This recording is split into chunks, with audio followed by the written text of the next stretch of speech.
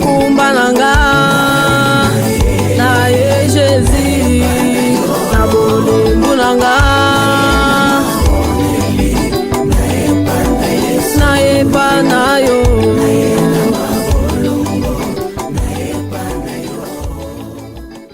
Prions le Seigneur. Dieu notre Père Céleste,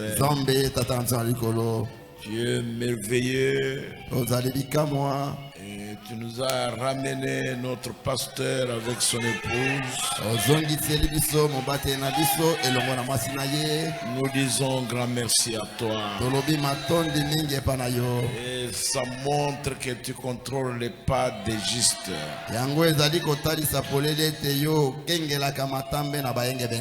Reçois-en la gloire et la louange. Nous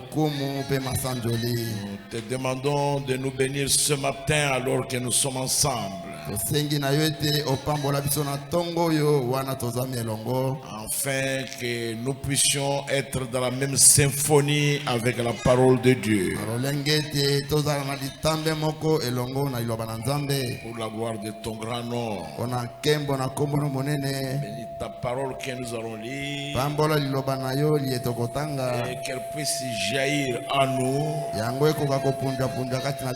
comme des fleuves d'eau vive, afin que nous puissions vivre par la parole et que nos vies servent à ta louange, au nom de Jésus-Christ. Amen. Amen. Et Dieu vous bénisse. Nous allons prendre le livre des Nombres et nous allons lire au chapitre 20 des Nombres.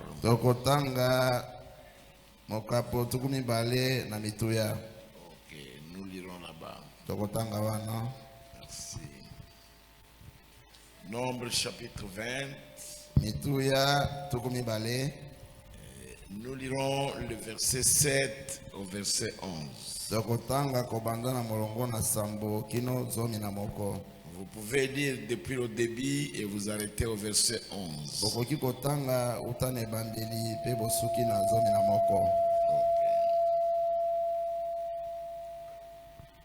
L'Éternel parla à Moïse et dit: prends la verge et convoque l'assemblée, toi et ton frère Aaron.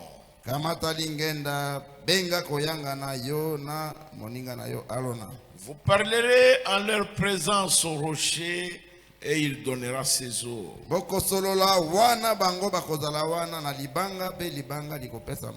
Tu feras sortir pour eux de l'eau du rocher et tu abreuveras l'assemblée et leur bétail. Moïse prit la verge qui était devant l'Éternel comme l'Éternel lui avait ordonné.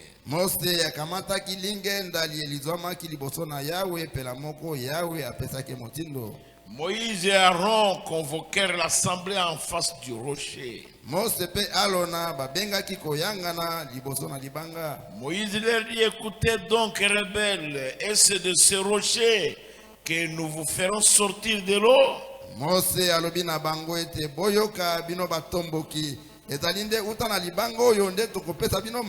Puis Moïse leva la main et frappa 2 fois le rocher avec sa verge.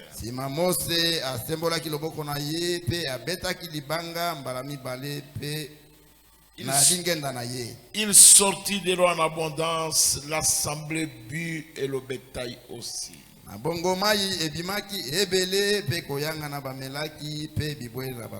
Que Dieu bénisse sa parole au nom de Jésus-Christ. Amen.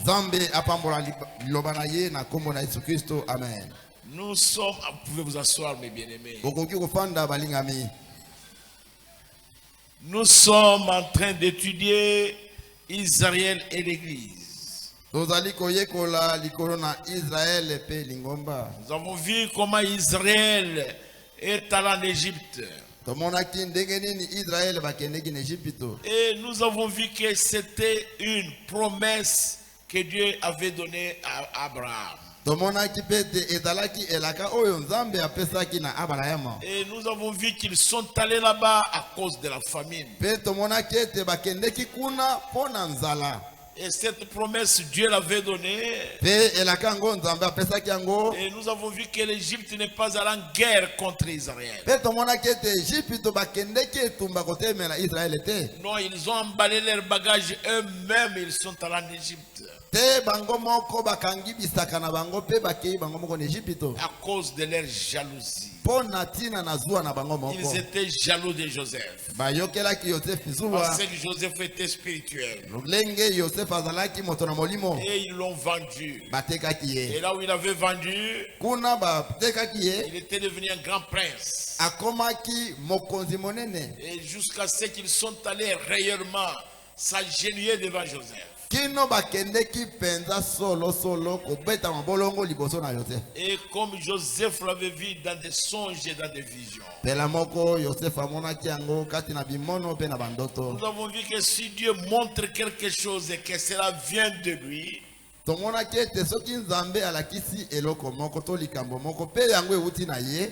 quoi que le temps passe, la parole de Dieu s'accomplira. Le temps et les circonstances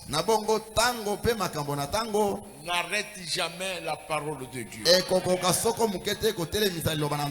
Nous avons vu cela. Nous avons vu tous les patriarches. Comment ils étaient en Égypte. Comment ils étaient installés à Goshen.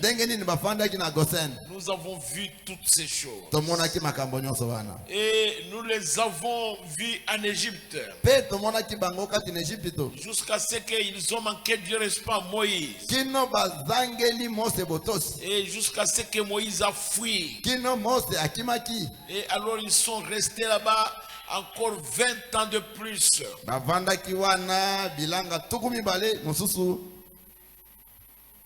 Au lieu de 400 ans. Et nous avons lu dans l'écriture qu'ils ont fait 420 ans. Jusqu'à ce que Dieu s'est souvenu de sa promesse. Qu'il avait donné à Abraham. Qu'il va les sortir par sa main puissante. Et nous avons aussi vu que la main puissante de Dieu en Égypte était Moïse. Et nous avons vu la peur de Moïse. Quand il s'est retrouvé devant le buisson ardent. Et nous l'avons vu quitter son beau-père Jéthro. Et avec sa femme.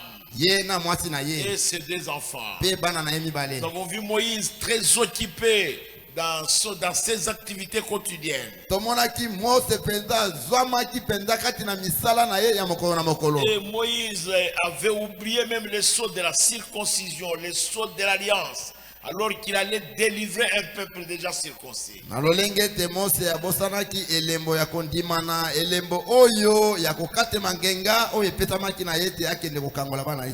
Alors que le peuple israélien était déjà circoncis. Et Moïse avait oublié. Et nous avons vu que c'était grâce à Séphora. N'eût été ça, Dieu aurait tué Moïse avant qu'il n'arrive en Égypte. Elle était vigilante. Elle a compris que les enfants n'étaient pas circoncis. Et elle est descendue du cheval. Et elle a pris des pierres aiguës. Elle a circoncis Gershom et Eliezer. Et elle a pris des prépuces de poids avec le sang. Elle a jeté sur la face de Moïse. Elle a dit, Dieu pour moi un époux décent.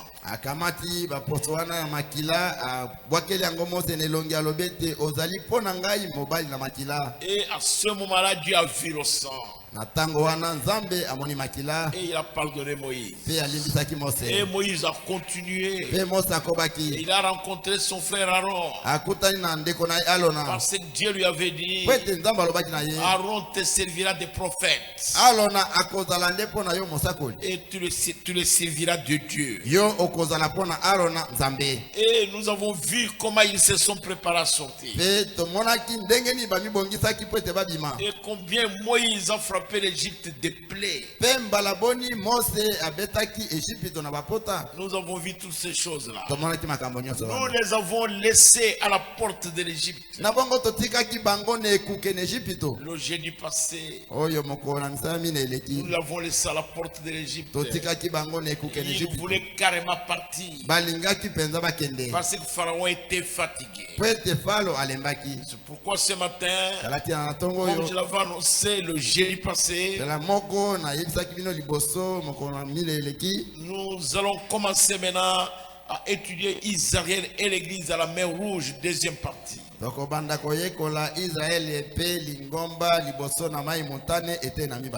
Mais alors c'est Israël et l'église, troisième partie. Mais Israël à la mer Rouge, c'est la deuxième partie. Nous avons étudié cela dans le livre de l'Exode. Et nous avons vu que l'Exode, c'est l'appel à sortir des enfants de Dieu.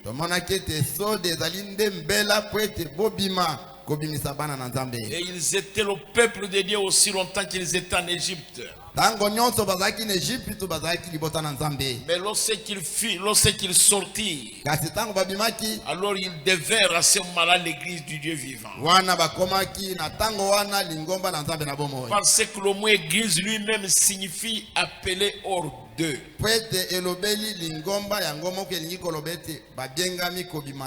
Et ce matin, nous sommes près d'un exode. Nous sommes dans un temps de préparation. Nous sommes dans le temps de séparation. Nous n'avons plus le temps de nous mêler à n'importe quoi. Non, non, nous sommes dans le temps où les filles de Dieu et les fils de Dieu doivent se séparer. Se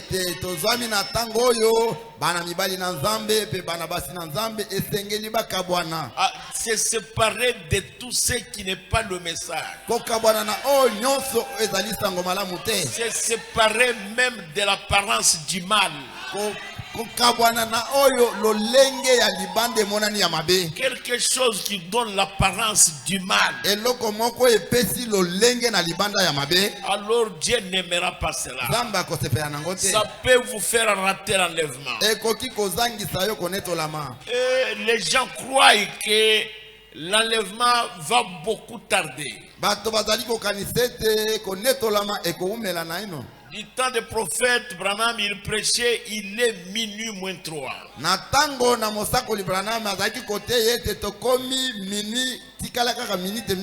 Et il nous a dit que notre calendrier que nous avons, le calendrier grégorien, c'est le calendrier que Grégoire, le roi Grégoire à Rome avait fait. Le pape Grégoire, je vais dire. Le calendrier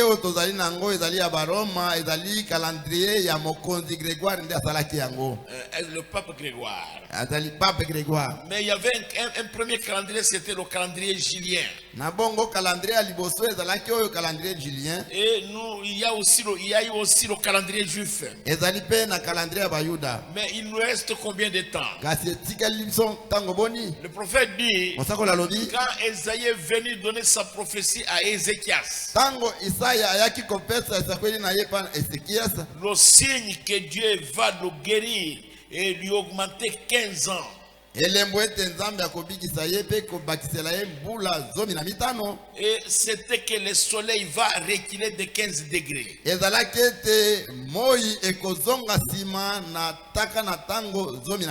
Alors 15 degrés c'est combien d'années? Et il dit du temps de Noé, du temps de Josué. Josué a arrêté le soleil pour enfin de terminer la guerre. Le prophète dit c'est combien d'années? Parce qu'un jour devant Dieu c'est comme 1000 ans.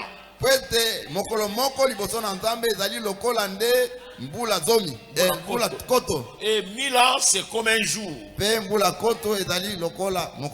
Alors combien de temps nous reste-t-il?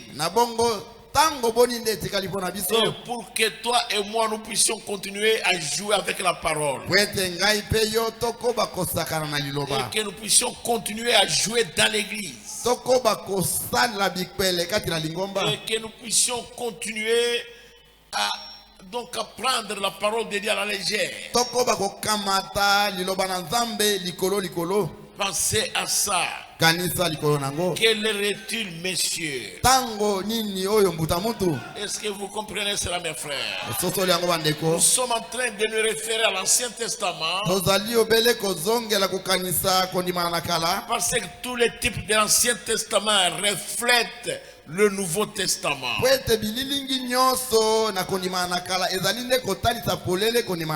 Les choses anciennes nous enseignent de nouvelles choses.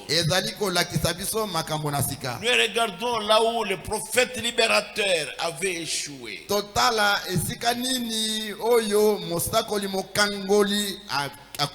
Et pourquoi? Pourquoi il n'a pas pu entrer dans la terre promise comme il fallait entrer? Nous voyons que c'est à cause de sa colère. Et il a frappé le rocher de foi. Et pour interrompre le programme de Dieu. Alors que ce rocher a été Christ. Et Christ ne devrait être offert qu'une seule fois. Et être frappé une fois. Mais Moïse dans sa colère, et il a frappé le rocher de foi. Mais quand Dieu parle à Moïse, il ne fait même pas mention de sa colère. Mais Dieu parle autrement. Suivez la parole de Dieu. Verset 12 de Nombre 20. Dieu lui dit ceci. Alors l'Éternel dit à Moïse et à Aaron, parce que vous ne m'avez pas cru en moi pour me sanctifier aux yeux des enfants d'Israël. Vous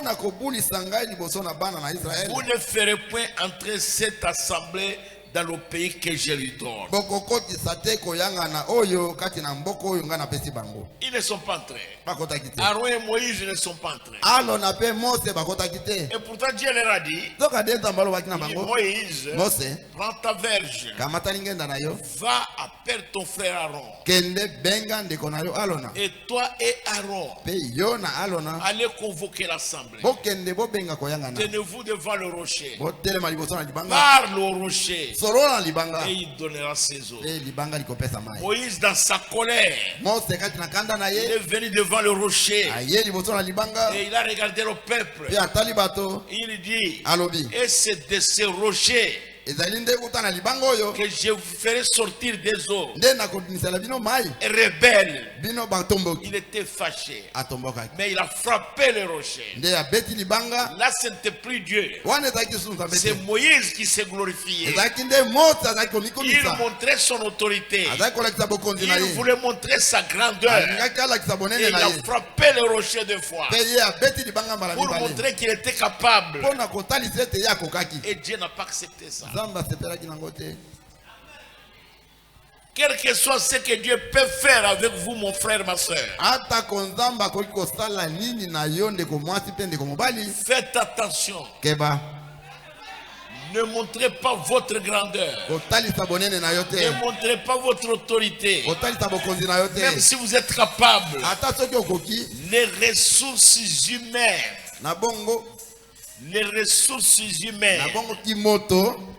tout ce que l'homme peut avoir et tout ce qui est en lui sont tellement insuffisants pour répondre aux besoins spirituels du peuple de Dieu.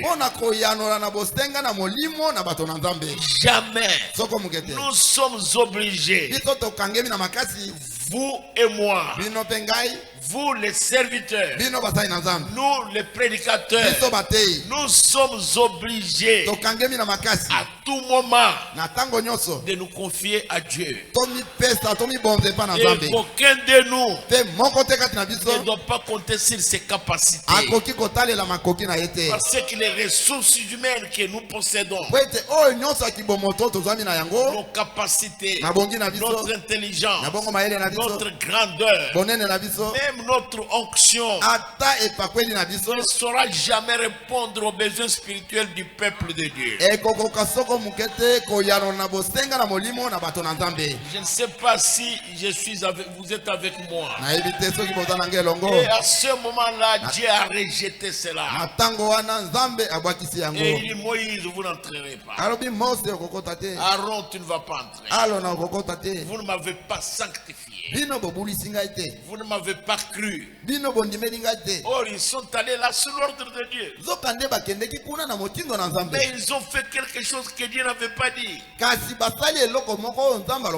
Parce que Moïse avait déjà frappé les rochers une autre fois. Mais cette fois, pourquoi il a encore frappé? C'était la colère. Je ne sais pas si vous avez saisi ça. C'est pourquoi Ephésiens 4 dit que la colère de l'homme n'accomplit pas la volonté de Dieu. Laissez-moi vous donner les versets. La colère de l'homme ne peut pas accomplir la volonté de Dieu. Parce que ça vous amènera à faire quelque chose.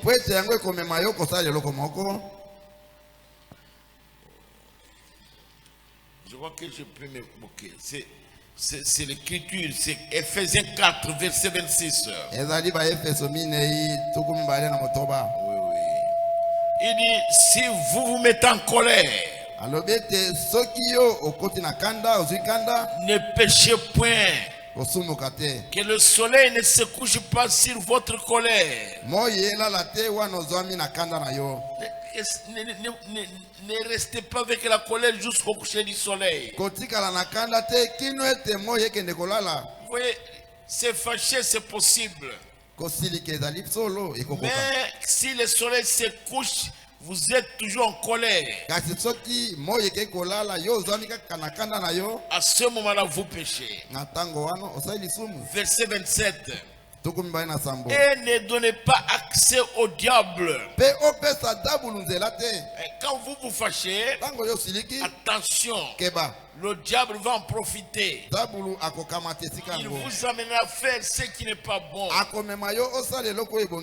La colère de l'homme n'accomplit jamais la volonté de Dieu. Vous allez ouvrir la voie pour le diable. Je vous donne un exemple. Quand vous arrivez chez vous à la maison, que vous soyez une maman, que vous soyez un papa, vous trouvez les enfants errés, ils vous accueillent. Bonjour maman, bonjour papa. Vous remarquerez qu'un de ces enfants fait quelque chose de faux. Vous tonnez. Vous allez voir que tous les enfants, même ceux qui n'ont pas mal agi, vont rester calmes. Ils deviennent tristes. Et le prophète dit, la colère est contagieuse. Ce soir-là, le climat de la prière est gâché. Même si vous les appelez, venez, nous allons prier.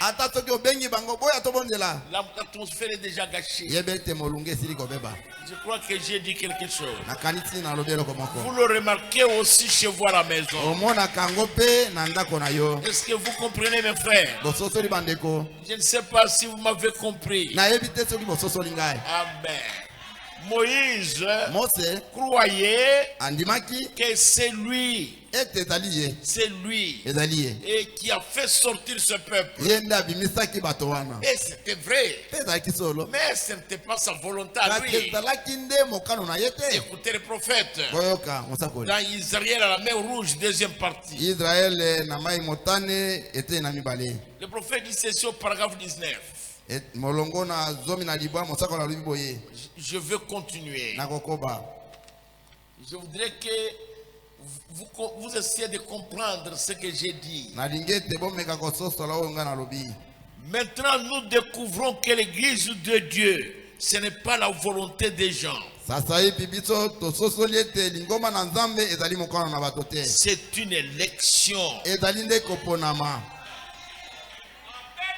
Quand vous êtes assis ici, ce n'est pas ma volonté. Ce n'est pas la volonté du pasteur Michel. Ce n'est pas la volonté d'un diacre. Si Dieu ne met pas quelque chose en vous pour venir ici, vous ne viendrez pas. Parce que nous n'avons pas de sonnerie ici. Même le pasteur Michel, il ne connaît pas la maison d'un chacun. Même moi, même le président Marcel, il ne connaît pas la maison d'un chacun. Mais pourquoi on se retrouve ensemble ici chaque fois? Ça montre que l'église du Dieu vivant, ce n'est pas la volonté d'un homme. Jamais. Ça ne vient pas de l'homme. Ça vient de Dieu lui-même. Je ne sais pas, est-ce que ça pénètre bien? Je répète, nous découvrons que l'église de Dieu, ce n'est pas la volonté des gens. C'est une élection. L'élection est en Dieu. Dieu appela Abraham le père de la foi. Mais Dieu était le fondateur, bien sûr. Mais Abraham au commencement est appelé hors des Chaldées. Dans la ville d'Ur, hors des plaines de Shinéar, sans qu'il ait aucun mérite. Dieu l'a sauvé inconditionnellement et lui a donné la promesse de toute sa postérité, inconditionnellement.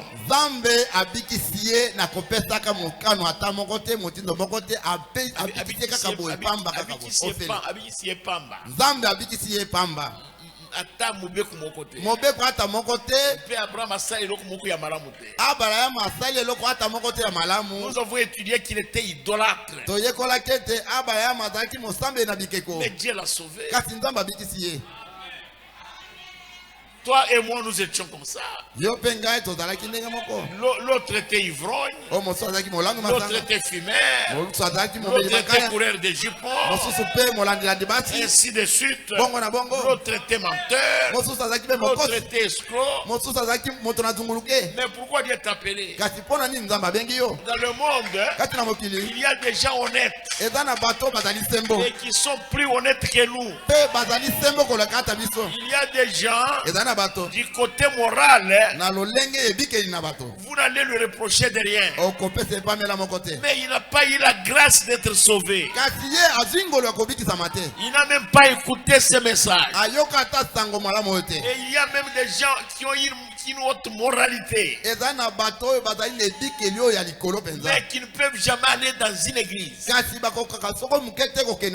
qui ne croient même pas que Dieu existe. Ça montre que l'élection vient de Dieu.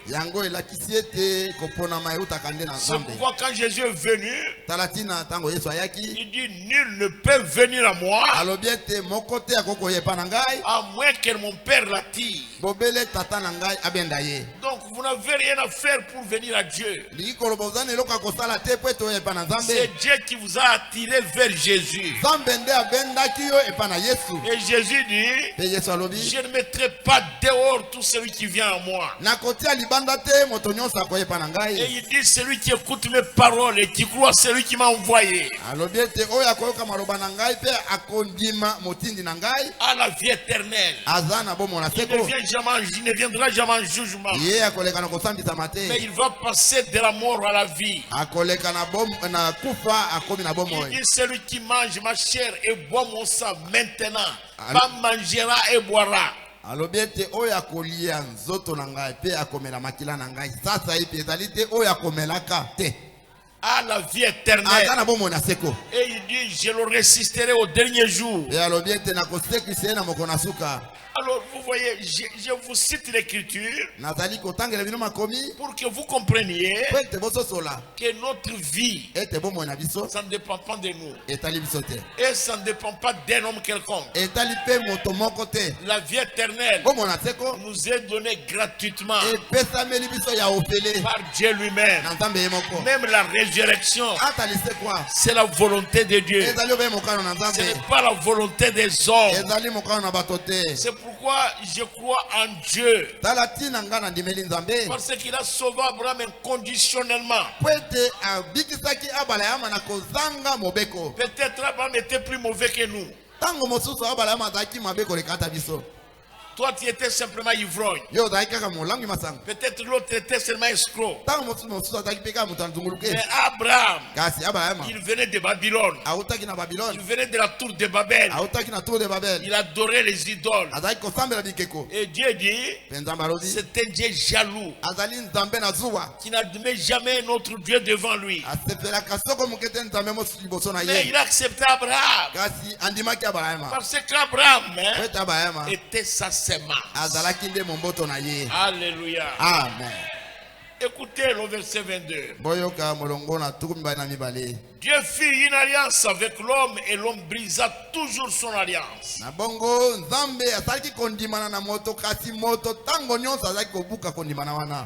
Il brisa toujours son alliance.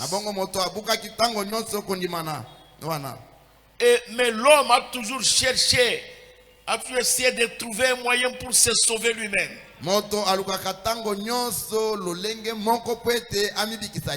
Essayant de faire quelque chose par lui-même. Cela vient d'une fausse interprétation dans le jardin d'Éden. Quand l'homme s'est rendu compte qu'il a péché, et Adam a pris sa femme, ils sont allés prendre les feuilles de figuier et ils se sont cousus des habits et ils ont porté. Et le prophète dit, ils ont pris la religion. C'est une couverture. Et ils pensaient qu'ils ont caché leur nudité alors qu'ils étaient nus. Ils ont porté les feuilles de figuier. Quand le soleil est sorti, alors les feuilles ont séché. Ils ont continué à rester nus. Alors quand Dieu est descendu dans le jardin d'Éden, il a commencé à crier. La voix de Dieu a retenti à travers les arbres dans le jardin d'Éden.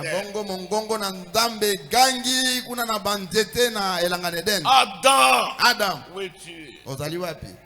Adam dit, je suis caché. J'ai honte. Mais Adam, pourquoi es-tu caché? Il dit, je suis nu. Mais qui t'a dit ça, Adam? Il dit, c'est la femme que tu as mis à côté de moi. Parce que le péché était déjà entré. Quand le péché entre dans un foyer, la femme jette la balle chez son mari. Et l'homme jette la balle chez sa femme. Et ça ne va pas. Parce que le péché est entré. Et cela vient du jardin d'Éden. C'est pourquoi l'homme cherche à se sauver. Et quand quelqu'un vient à l'église, il s'assoit, il écoute la parole et il sort. Il part faire tout ce qu'il veut. Il croit que comme il vient à l'église, il va aller au ciel. La religion, c'est une couverture. Mais Mais quand le soleil sortira, cette couverture-là de feuilles de figuier, ça va sécher. Vous pouvez vous cacher dans l'église. Mais quand la parole sortira, le soleil de la parole parlait de Dieu. Quand ça sera proclamé par la puissance du Saint-Esprit, ça va dévoiler le péché. Parfois, ça t'amènera à fuir. Parfois, ça t'amènera à haïr le pasteur. Parfois, ça t'amènera à te retirer des frères. Mais si tu viens te cacher sous la parole, vous allez supporter. Vous allez supporter les remarques de la parole. Si vous entendez quelqu'un dire je ne viendrai plus dans votre église là, il faut savoir, il avait seulement une couverture. Dieu n'était pas en lui. Et cela se répète à travers les âges. Et cela se trouve dans l'église. Vous devez savoir, mon frère, ma soeur, que nous sommes sauvés par la grâce. Écoutez les prophètes. Paragraphe 23.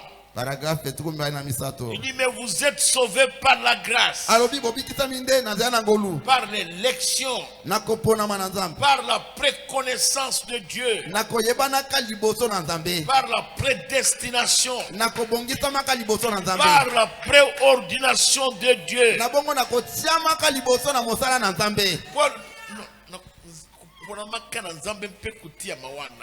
Paul disait à l'église d'Éphèse que Dieu nous a prédestinés en Christ avant la fondation du monde.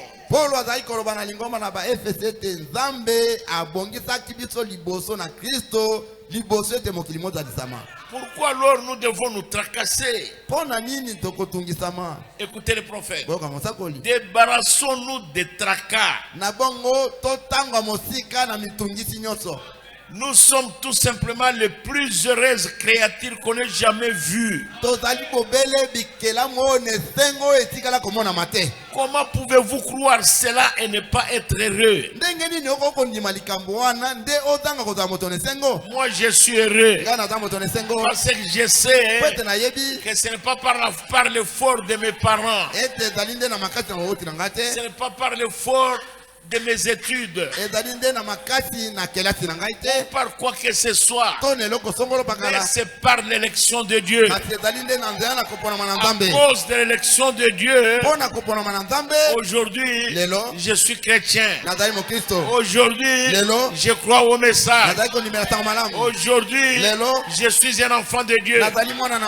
Le Saint-Esprit me convainc que je suis un élu de Dieu. Je n'ai pas honte de témoigner de cela. Ce n'est pas moi, c'est Dieu qui a fait ça. Comment il a fait ça? Moi je ne sais pas. Est-ce que j'étais meilleur? Jamais. Mes parents étaient des pécheurs. Ils ne connaissaient pas Dieu. Ma mère était catholique. Mon père n'allait même pas à l'église.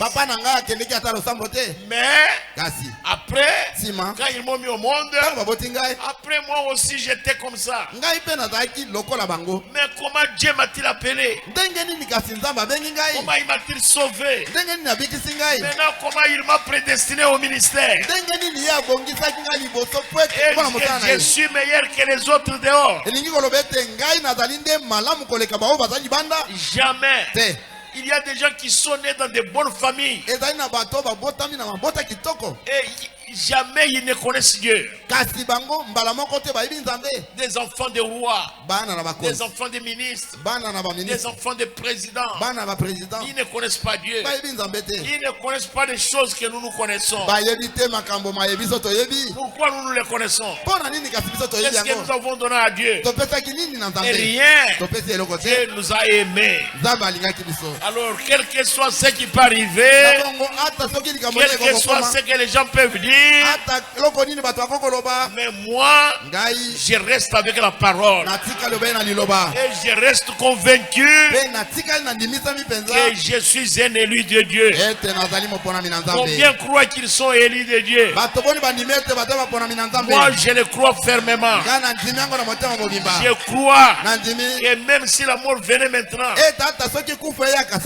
j'irai dans la présence de Dieu. Je n'ai pas de doute dans mon cœur. Jamais. Les gens peuvent me qualifier. Moi, ça ne me dit rien. Je ne peux pas me tracasser. Déjà dans la préconnaissance de Dieu, j'étais là. Et je suis convaincu. Et écoutez comment le prophète explique sa visite qu'il a faite à Frère Bostorff.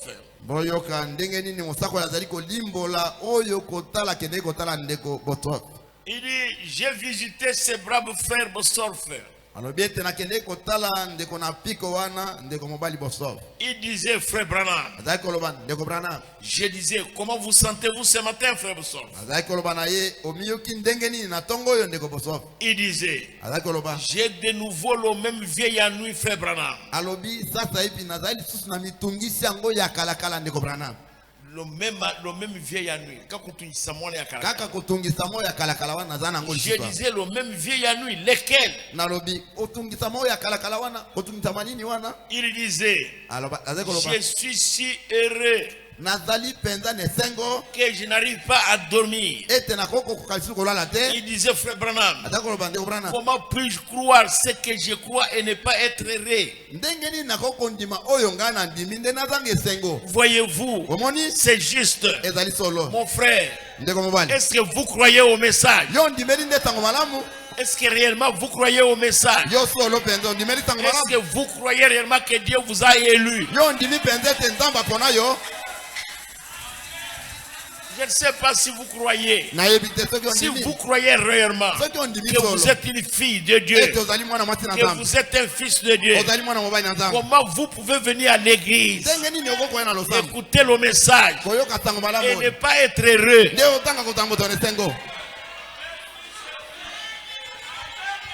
Oh, cette maladie ici, ça a traîné. Ça sera toujours là. Mais moi, je suis heureux.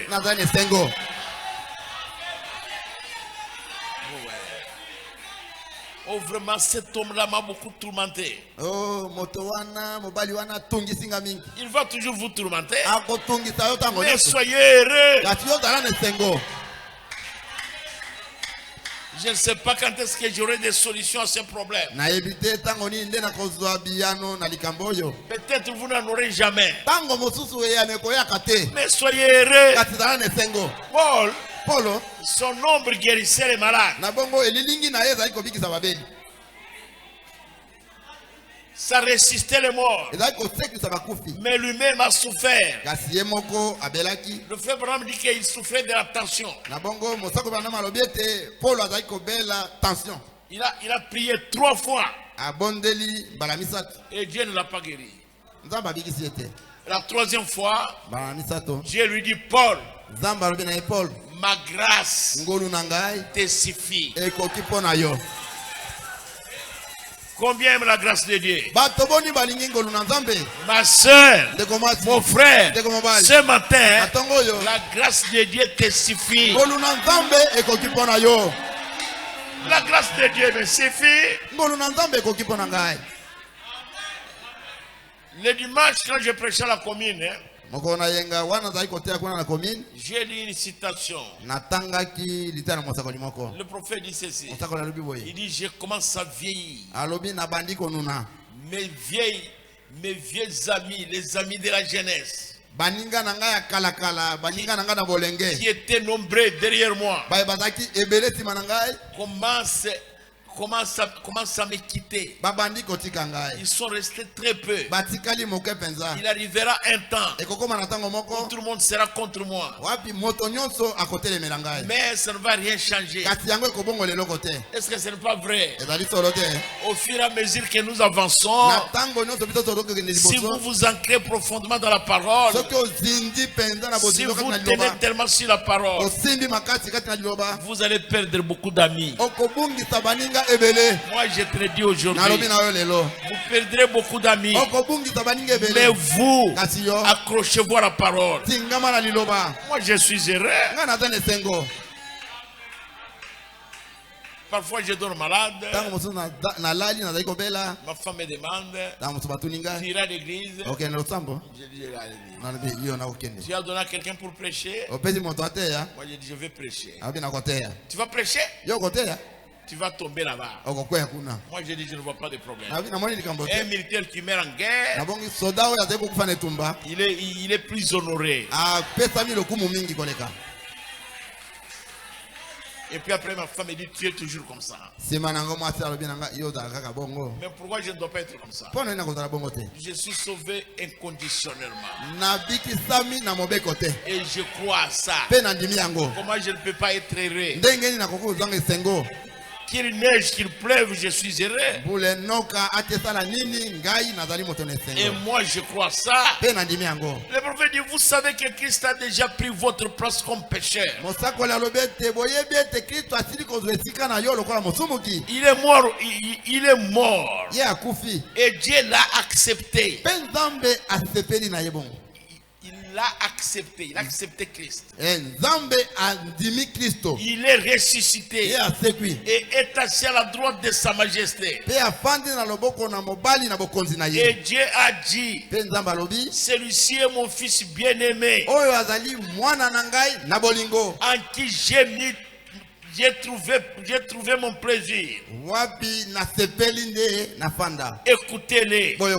Et le voilà à la porte, au portail. Le chemin, la vérité et la vie. Alors, comment je ne serai pas heureux? Parce que je suis en Christ. Et Dieu a accepté Christ. Comme il a accepté Christ, il m'a aussi accepté. Et puis l'homme qui l'a accepté, l'homme en qui je suis, c'est lui la porte, c'est lui le chemin, c'est lui la vérité, et c'est lui la vie. Maintenant toi, parce que tu es contre moi, tu vas te mettre à la porte, tu vas dire Kabamba n'entrera pas. Mais la porte, c'est mon sauveur.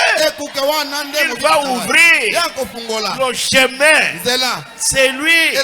Et la vie, c'est lui. Et la vérité aussi, c'est lui. Comment tu vas me refuser, frère? Me refuser d'entrer. Je vais entrer. Je dois entrer, mon frère. Mais comment nous entrons en Christ? Comment entrons-nous en lui? Parce que l'église, c'est Jésus-Christ. Et il est l'église. J'ai lu le paragraphe 28 maintenant. Il est l'église. L'église à la vie éternelle. Elle est déjà prédestinée à paraître sans tache ni défaut.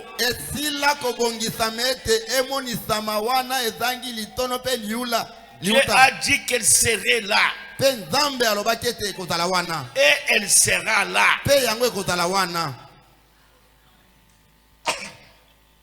Dieu l'a réellement dit. Ainsi, comment entrons-nous dans l'église? Et c'est par une adhésion? Non. Par le fait de serrer la main à quelqu'un? Non. Par une quelconque forme de baptême? Non. Nous sommes baptisés dans un seul esprit pour former un seul corps. Et nous devenons membres de ce corps. Selon 1 Corinthiens 12, nous devenons membres de ce corps-là. Nous sommes baptisés d'un baptême spirituel qui nous fait entrer dans le corps de Christ. Et alors nous sommes remplis du Saint-Esprit. Voilà ce que nous sommes. L'église, c'est le Seigneur Jésus. Combien comprennent ça? L'église, c'est le Seigneur Jésus. C'est lui-même qui a dit ça. Il a dit, c'est dans Ephésiens 5.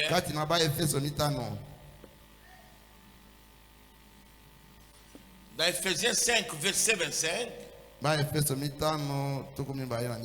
Jusqu'à 27, il est dit ceci: Marie, aimez vos femmes comme Christ a aimé l'église et s'est livré lui-même pour elle,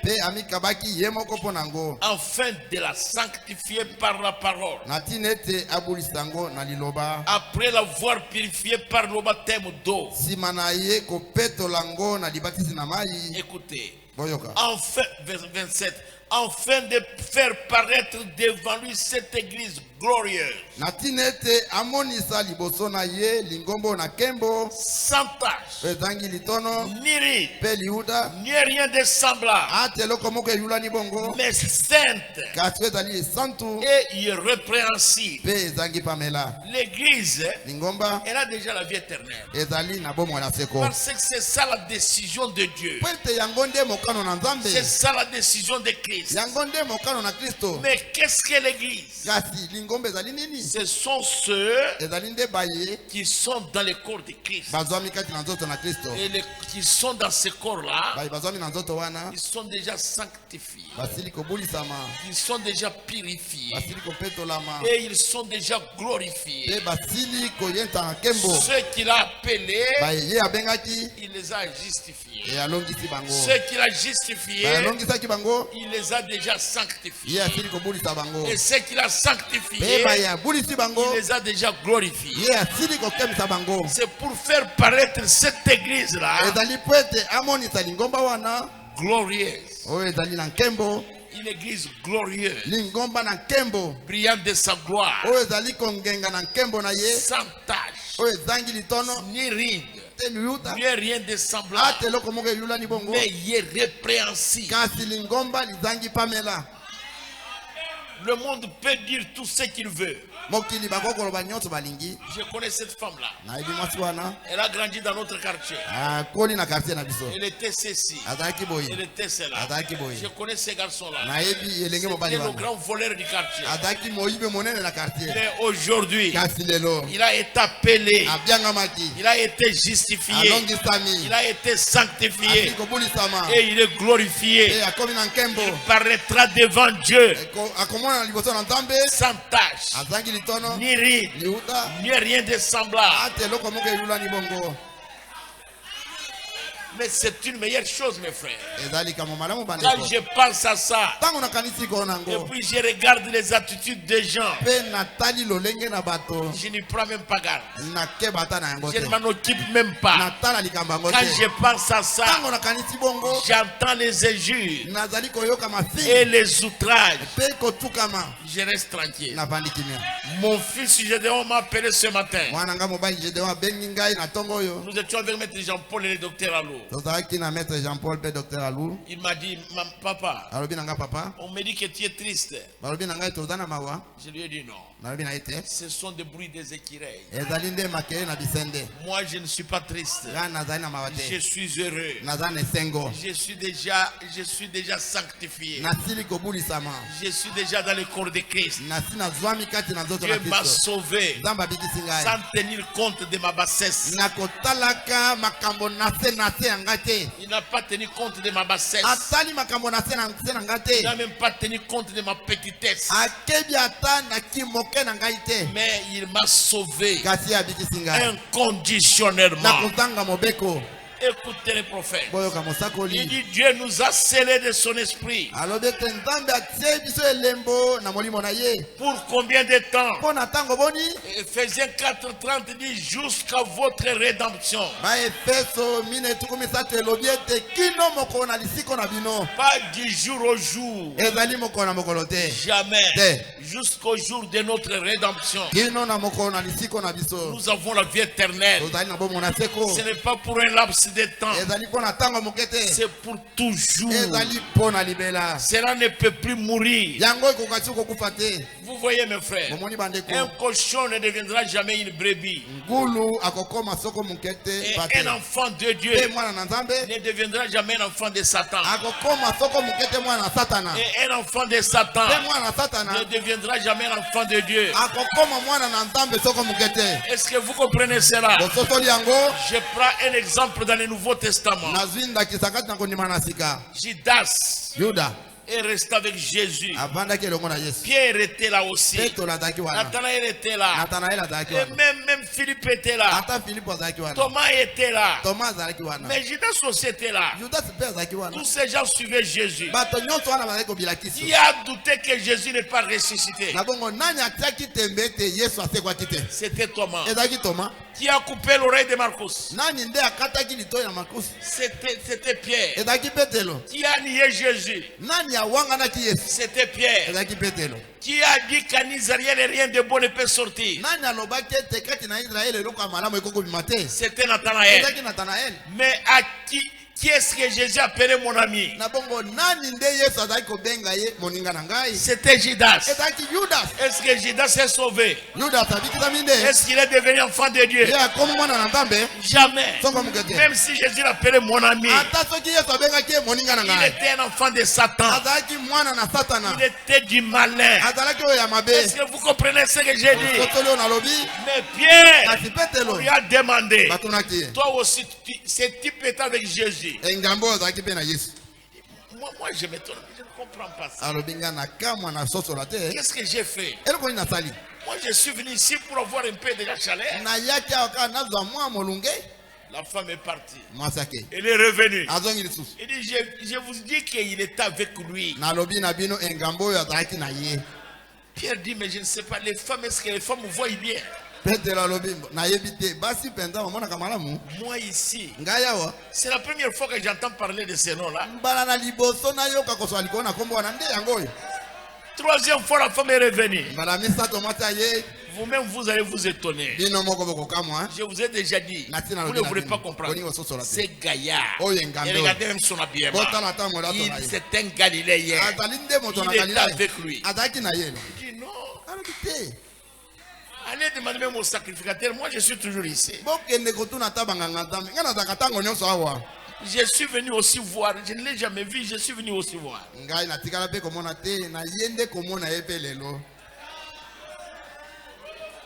Après le coq a chanté, Jésus passait, il a regardé Pierre, Pierre l'a vu et il a éclaté en sanglots. Il a pleuré, il s'est repenti.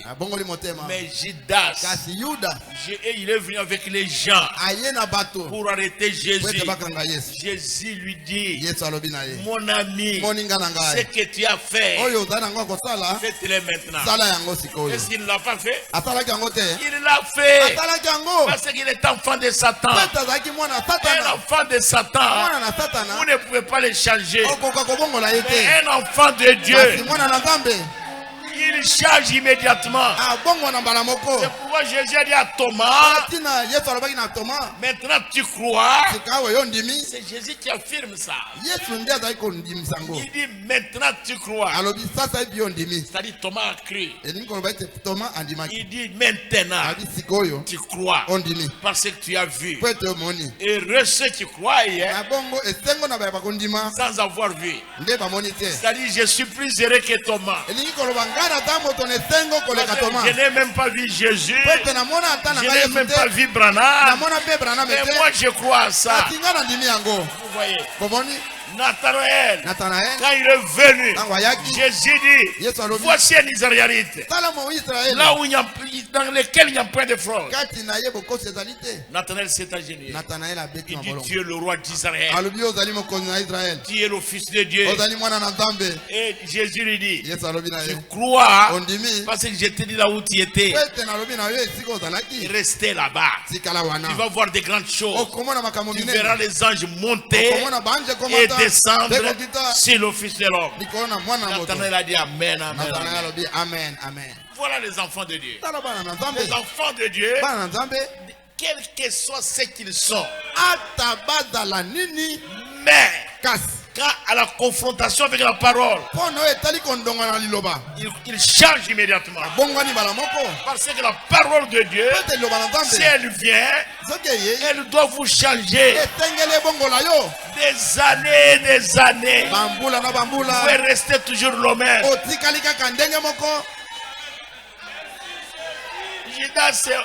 Judas lui a montré tout. Jésus l'a même appelé mon ami. Mais il n'a pas changé. Ce qu'il faut, mon frère, c'est ce qui est à l'intérieur. Si le Saint-Esprit est là, il va produire la vie de Christ. C'est pourquoi Pierre, Jésus les a regardés. Les autres sont partis. Après il dit, si vous pouvez manger ma chair et mon sang, vous aurez la vie. Si vous ne mangez pas, vous n'aurez pas la vie. Et les 70 sont partis. Jésus les a regardés. Qu'attendez-vous ici? Vos amis sont partis. Vous aussi partez. Pierre dit non. À qui votre iriolo? Toi, tu as les paroles de la vie éternelle. C'est ce même Pierre-là qui l'a renié. Mais il était une semence. Il avait donné une réponse appropriée. Et Jésus lui dit, toi, tu es Pierre. Et si cette pierre, si cette révélation-là, je bâtirai mon église. Et les portes du séjour de la mort ne prévaudront jamais contre elle.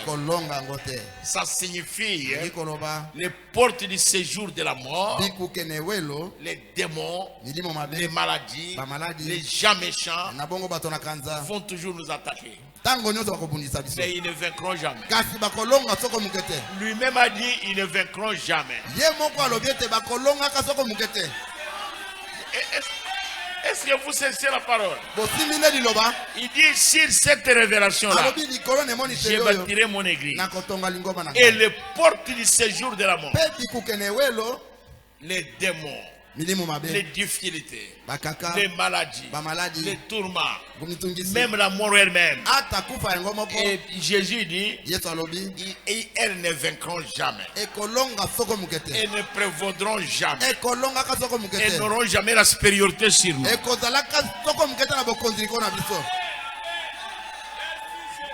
Est-ce que vous comprenez cela? Les épreuves viendront. Les tentations viendront. Même si vous êtes rempli de l'Esprit de Dieu jusque dans les habits, ça viendra. Quand on a frappé Pierre et Jean, on les a jetés dans la prison. On les a blessés. Ils venaient d'où? Ils venaient de la Pentecôte. Ils étaient remplis du Saint-Esprit. Ils venaient d'opérer un miracle devant l'église. Est-ce qu'ils étaient païens? C'était des chrétiens froids. Jamais. Le prophète dit c'était des boules de feu. Mais remplis du Saint-Esprit. Ils ont eu des fouets. Lisez les Écritures. Paul dit j'ai eu 40 coups moins 1. Mais il était plein du Saint-Esprit. Les épreuves viendront. Mais les épreuves ne vaincront jamais. Nous allons vaincre les épreuves. Combien croient ça? Combien croient ça?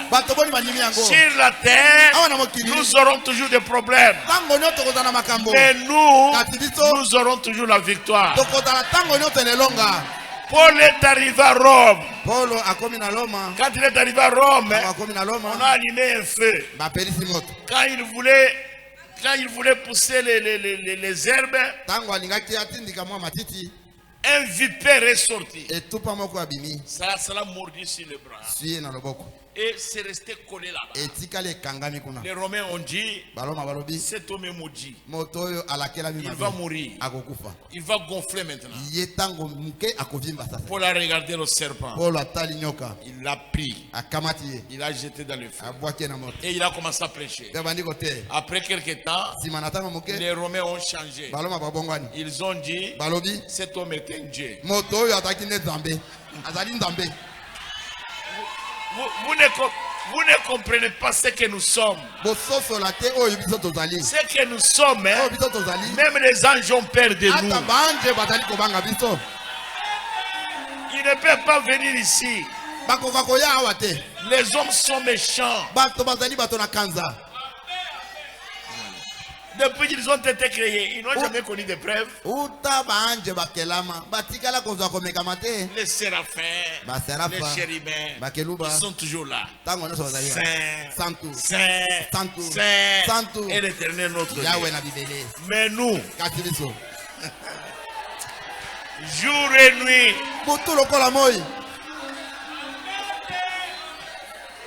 j'ai parlé, pasteur Michel, de ça avec ma femme. Je lui ai dit, quand nous avons quitté l'église, nous sommes venus chez le pasteur Michel pour le saluer. C'est Kyria qui nous a servi. Mais aujourd'hui, il est sur le lit de l'hôpital et on l'a opéré. Vous voyez ce que nous sommes. Nous allons des épreuves en épreuves.